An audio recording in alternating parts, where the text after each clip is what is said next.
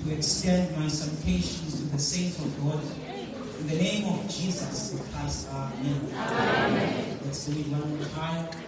Let me take this opportunity once again to greet all the saints in the threshold that transports us to eternity. In the commodity that is a tendency of repairing our broken bodies. That is the name of Jesus Christ. Amen. Amen. I must say that I won't take much of your time. The pen of inspiration, Ellen White, records that lengthy discourses are a taxation to the congregants. Amen. Amen. We are looking at the book of Mark chapter 9. We are spending about 15 minutes, 15 to 20 minutes. If I go above that, just know it is not me speaking. It is the Spirit of God that has possessed me. Looking at the book of Mark chapter 9, we are going to be ushered into the dispensation of self-introspection and evaluation. The book of Mark chapter 9.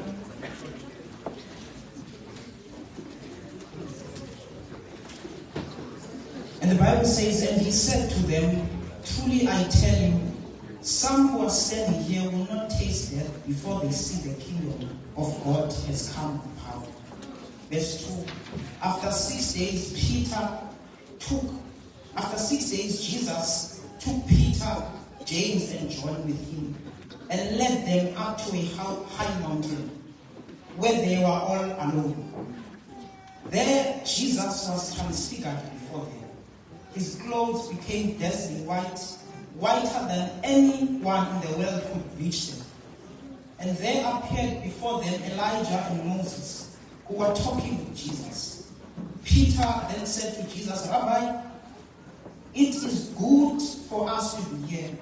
Let us then put 3 shelters, one for you, one for Moses, and one for Elijah. Then a cloud, verse 7, then a cloud appeared and covered them, and the voice came from the cloud, saying, this is my son, whom I love. Listen to him. Suddenly, when they looked around, they no longer saw anyone with them except Jesus. As they were coming down from the mountain, Jesus gave them orders not to tell anyone what they had seen until the Son of Man had risen from the dead. They kept the matter to themselves, discussing what rising from the dead meant. Let's jump to verse 14. When they came down from the mountain and they came to the other disciples, they saw a large crowd around them, and the teachers or the scribes arguing with the disciples. As soon as all the people saw Jesus, they were overwhelmed with wonder, and they ran to greet Jesus. "What are you arguing with them about?" Jesus asked. A man in the crowd answered, "Teacher, I brought to you my son who is possessed by a spirit that has robbed him of speech. Whenever it seizes him, it throws him to the ground. He foams at the mouth, gnashes his teeth, and becomes rigid. I asked your disciples to drive out the spirit, but they could not." "You unbelieving generation," Jesus replied, "how long shall I stay with you? How long shall I put up with you? Bring the boy to me." So they brought him. When the spirit of the boy saw Jesus, it immediately threw the boy into convulsion. He fell to the ground and rolled around, foaming at the mouth. Jesus asked the boy's father, "How long has it been like this?" "From childhood," he answered. "It has often thrown him into fire or water to kill him. But if you can do anything, take pity on us and help us." "If you can," said Jesus, "everything is possible for one who believes." Immediately the boy's father claimed, "I do believe. Help me overcome my belief." And when Jesus saw the crowd was running to the sea, he rebuked the impure spirit, saying, "You deaf and mute spirit, I say to you, come out of him and never enter into him again."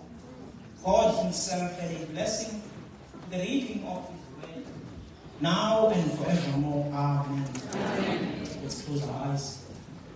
Lord Jesus, I am just an unclean vessel that is carrying the word of God. I ask for the Holy Spirit to be with me, minister to our hearts. Help us, Lord, not to be entertained by the sermon, but let us be redeemed by the blood of the Lamb. This I pray in the name of Jesus. Amen. Amen.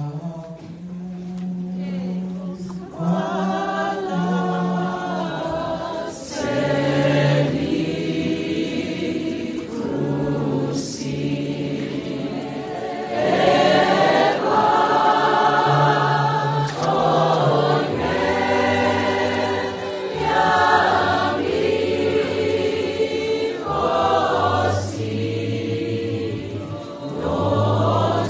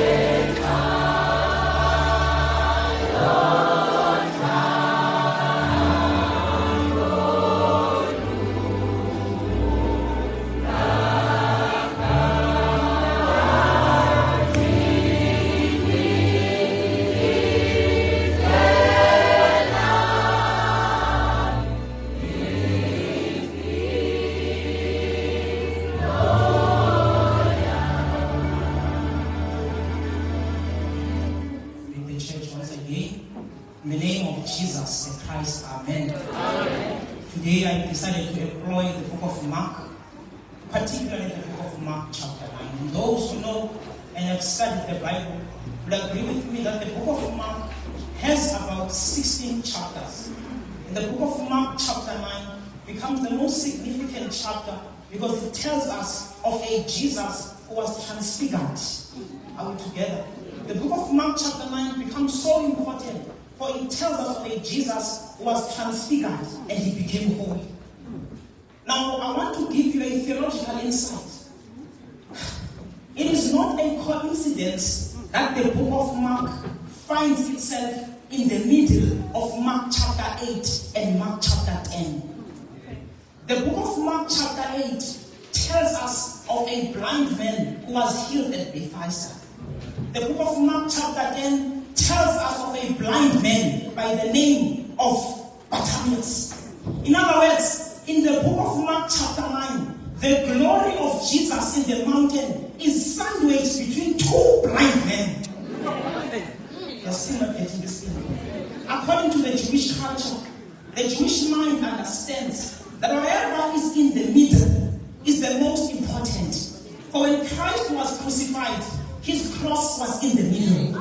Secondly, there is a literary device that we use that is called inclusio. Now, inclusio, it puts two things, one at the beginning and one at the end. And whatever is found between gives substance and value to these two things. At the beginning theme, there is a blind man at Bethesda. At the ending theme, a blind man by the name of Bartimaeus. But in the middle is the glory of Jesus that is revealed.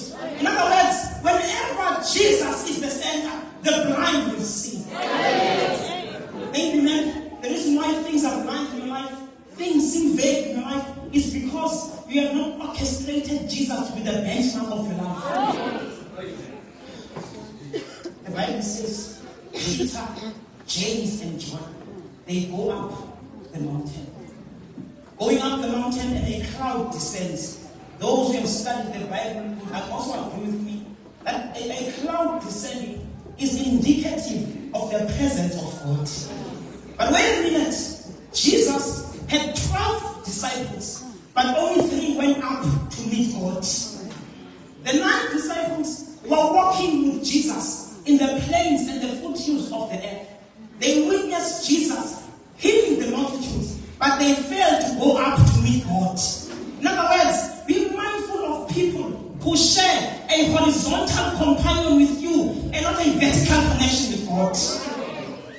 Completely declutter yourselves from people who do not take you up to a mountaintop experience with Jesus. But if they fail to elevate you to the heavenly undertaker, they will drag you down to the earthly undertaker. The Bible says that then Jesus said, they're at the mountain. At the mountain. Then Peter, James, and John, right, they see 3 people. They see Jesus, they see Moses, and they see Elijah. Now, Desire of Ages will tell us that Moses, right, he actually represented those who will be resurrected from the dead. Elijah represented those who will never taste death, for Elijah did not die. But Jesus represented the Rock of Ages, who will come and take us to heaven. But the Lord sparks my interest, dear brethren. Peter particular, he was given the glimpse of heaven. He saw the resurrection of the saints at the mountain. He saw the second coming of Jesus at the mountain. But Peter, although the future was unfolded in front of his eyes, Peter denies Jesus 3 times. In other words, it shows us that the painful thing about Christ's life ministry on earth is that those who are trusted with the present truth will be the very same ones who betray the Savior when he finds himself in a troubled state. One writer says that the saddest thing about betrayal is that it never comes from your enemies. For the one you will take the bullet for ends up being the one pulling the trigger. Be careful of being like Peter, being informed of his coming and not transformed by Jesus. Many of us will perish like Peter, for we thought proximity guarantees eternity. For we were close to a Jesus who saves, and not saved by Jesus we are close to. denies Jesus, but Jesus still dies for Peter. That is the love of God, dear brethren. It fails to find satisfaction when you become a victim to your own disobedience. Be careful of being like Peter, dear brethren. There is a Peter syndrome in the church where the beneficiaries of mercy are found to be the most merciless individuals. Secondly, Ellen White was records that the presence of Moses at Transfiguration was also indicative of Christ's victory over sin and death. So in other words, on Christ's way to Golgotha, on his way to Calvary, he was wearing the crown of transfiguration to bear the cross of crucifixion. On his way to Golgotha, Jesus was wearing the crown of transfiguration. Then I realized that we do not fight for victory, but we fight from victory. Our victory is in the Lord. That's why Ellen White says, we can never fear for the future unless we forget what God has done for us in the past. For the cross becomes a point of reference so that we can reside in the current battles of today. And the Bible says that. So they see Jesus, and they're about to come down from the mountain, right? When they come down from the mountain, they themselves could not understand what had just happened. They could not understand because they had seen the full glory of Jesus. And those who are more calibrated in the epistemology of Bible studies would agree with me. That is what we call as a theophanic encounter. This happens when divine substance meets human weakness, and when this symbiosis occurs, the human flesh is left confused over what had happened. That is the glory of Jesus, dear brethren. That the way he delivers us, even we ourselves cannot explain how he delivered us. At Transfiguration, Jesus is revealed as the Son of God.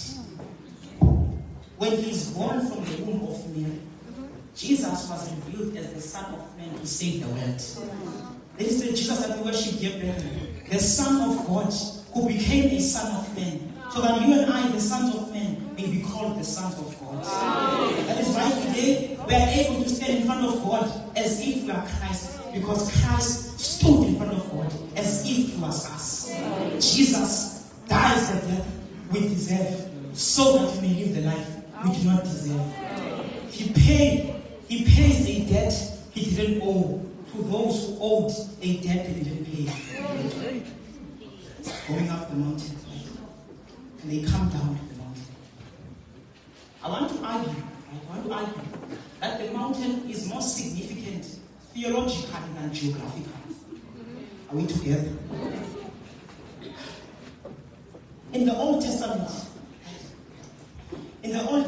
right, the prophet of Herod, right, Moses, when he was transfigured at Mount Sinai, he came down with the 10 commandments, with the 10 laws. The Bible says when he came down, he had full glory, right? His countenance was so powerful that those who are down could not see him and they turned away. Are we together? But in Mark chapter 9, when Jesus is at Mount Transfiguration, when he comes down, the people, they ran to him and went to him with exceeding joy. In other words, the glory of the law repels, but the glory of Jesus attracts. By Jesus coming down from the mountain, he was changing the standard of holiness. That holiness is not the law, but it is Jesus who helps us keep the law. You see the danger of making the standard of the law, making the standard of holiness to be the law, is that you turn it into a tradition that seeks to oppress others, such that others appear more sinful than you are. That was the danger of the Pharisees. They left Jesus hanging on the cross, and they went to keep the Sabbath in the synagogue. Little did they forget that Jesus once said, I am the Lord of the Sabbath. In other words, they killed served the Lord of the Sabbath, but kept the Sabbath of the Lord. They went to the synagogue, yet the sacrifice was absent. Meet the scribes. Come down. Almost done. Meet the scribes. And they go down. They take 7 and they go down. And they see the scribes. And the scribes are busy arguing with the disciples. For the disciples cannot take the spirit from this boy, right? They are struggling to take the spirit from this boy. But this boy is dying. Right? Now the word scribes is derived from the Greek word which means grammatias, meaning that these are public servants who are the experts in the Mosaic law. Take note, they are busy arguing on the boy's state when the boy is dying. They are busy discussing a theological accuracy of a miracle when the boy finds himself at a point of atonement. Can I simply submit to you that many souls have died in this church simply because we are discussing theological preciseness? The danger of being a religious guru without Jesus.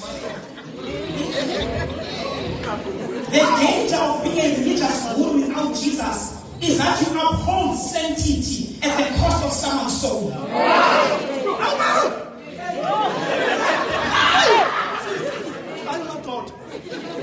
They are arguing that the disciples could not take out the spirit from this boy. In Mark chapter 6, Jesus had given his disciples the power to remove the demons. Mark chapter 6, they were given the spiritual gift to remove the demons. Mark chapter 9, they cannot remove the demons. But what is more interesting, as much as they could not remove the demons, the multitude was still present. They could not overcome the powers of the devil, yet they still retained the masses. The danger of having a spiritual gift to preach, the danger of having a spiritual gift to sing, is that you retain the masses on music day, yet the devil is still present. And that is why the biggest predators in this church are those who minister the gospel, because they have used the gospel as a marketing strategy to validate their own insecurities.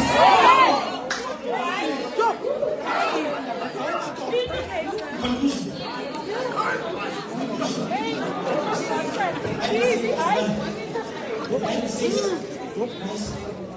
His father meets Jesus. The father says to Jesus, hey man, Jesus, I've been trying, man.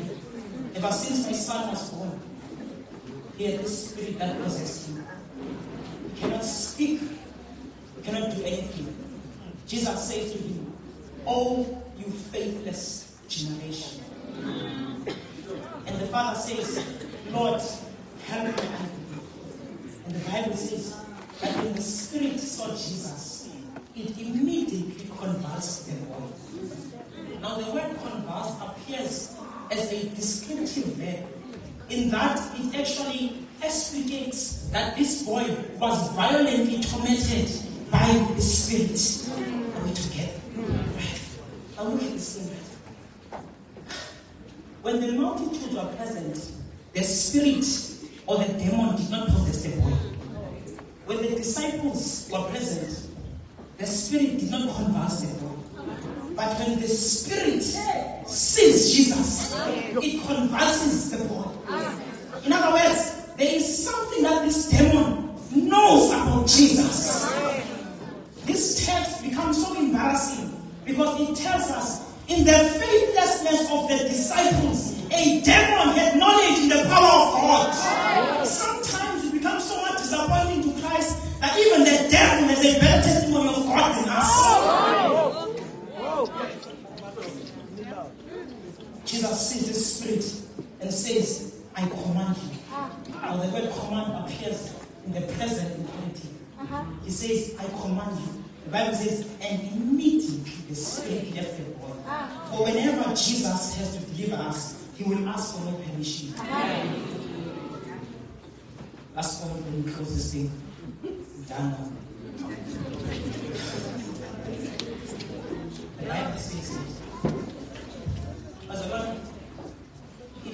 coincidence that before Jesus heals the boy, he addresses the faithlessness of the father.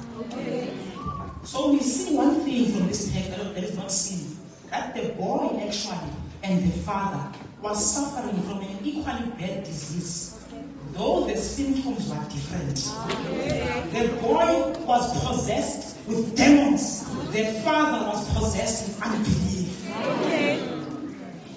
And that is sometimes it is not about the magnitude of our problems, but the quality and the efficacy of our faith.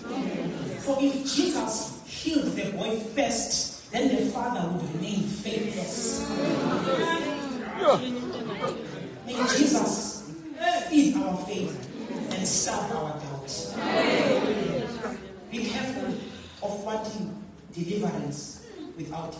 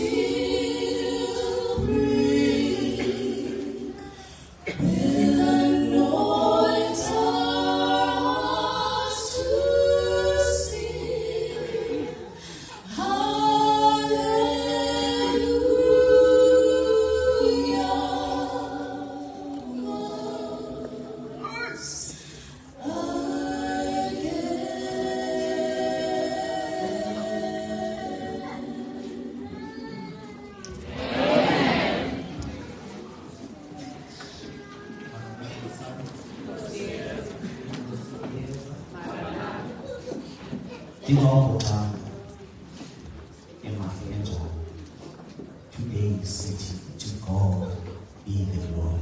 So what I'm going to is personal, wherever at half past 2.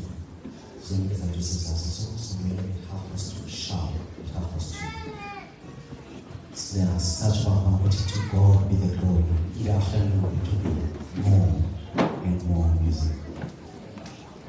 Adventistmen.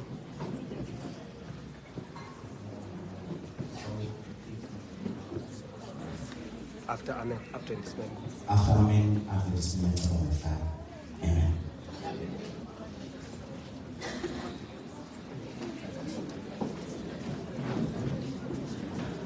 For international,